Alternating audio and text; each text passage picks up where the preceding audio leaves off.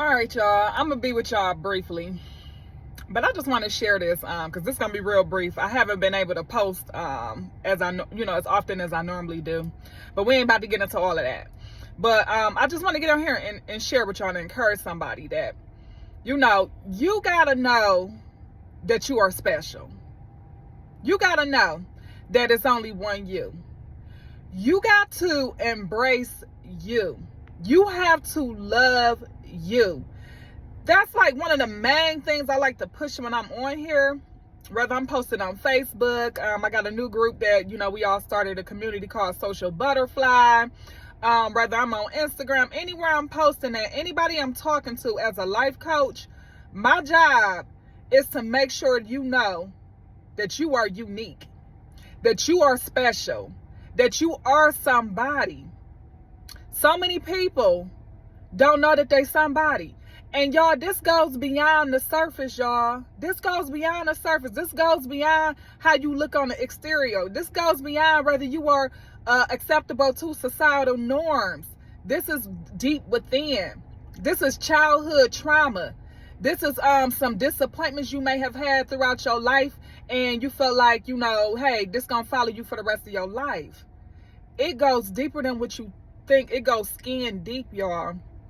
So if anything, what I always want to get on here and do is remind people of who they are when you are a child of God. In the book of 1 Peter, y'all can Google it, y'all can Google it.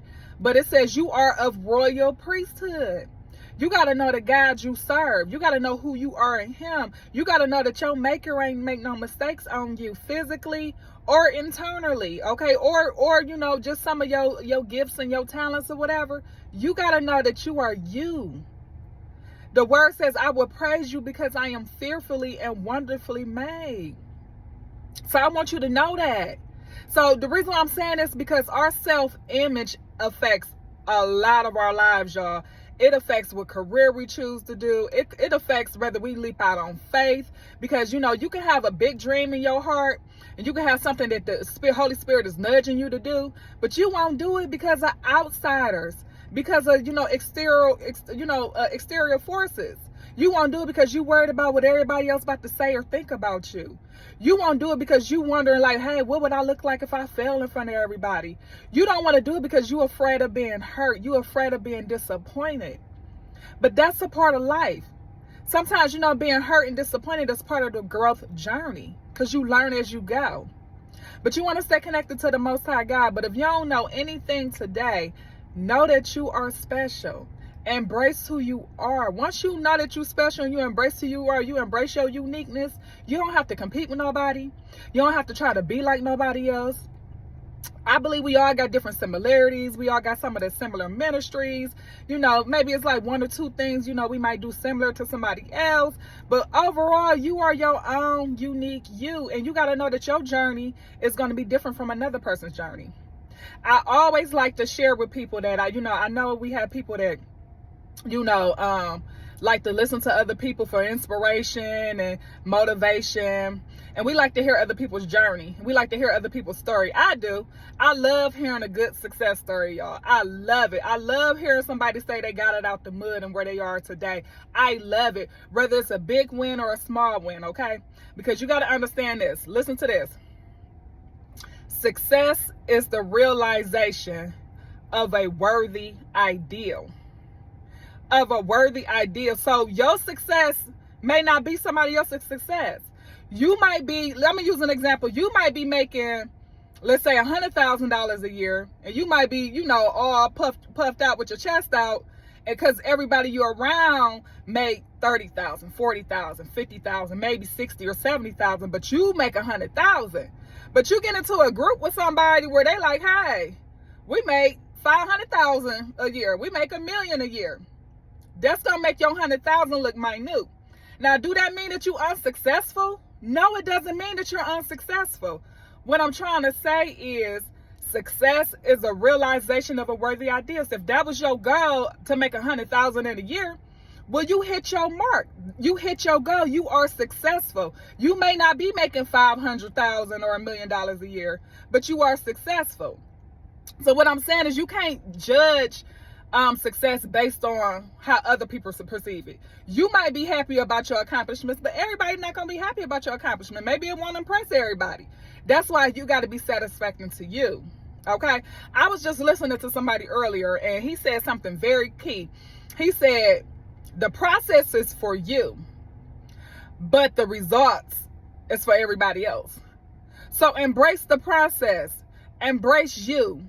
Don't compare your journey to nobody else. Use other people's journey to, inspire you, motivate you, because we know that God is no respecter of person. We know if he did it for that person, he'll do it for you. However, we all are different people. Y'all ever been around somebody? And I can't stand when people say this, y'all. I can't stand it, man. It makes me, it makes me really mad when I hear people say, oh, you don't know how to do that? Oh, that's easy. Y'all ever been around somebody like that? Those kind of people, they really kind of irk me sometimes, because it's kind of like they trying to belittle you a little bit. And it's kind of like, I remember my grandma said it one time. She said, it's easy if you know it.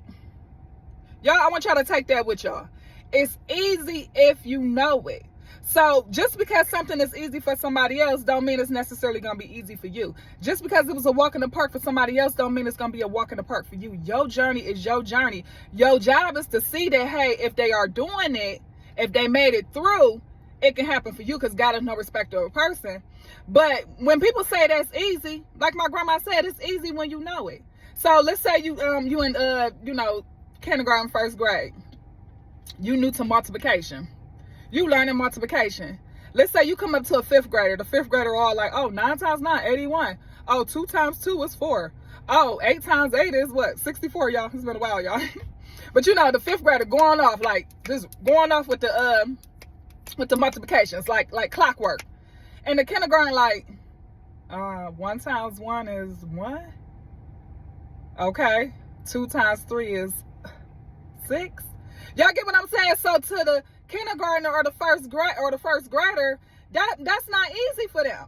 But to the fifth grader, that's easy. So that's what I'm trying to tell y'all. What might be easy for somebody else, what might be a walk in the park for somebody else, you don't know what they've been through in their childhood, what they've been practicing on. Some people might even come from a different field and get into another field and they start escalating real fast, where they probably had some background training that got them prepared for, what they stepped in now. That's what I'm saying. You just never know what people have went through. You just got to know that everybody's journey is different, and you got to embrace you. You got to love you. You got to know that don't nobody else got the same fingerprint as you.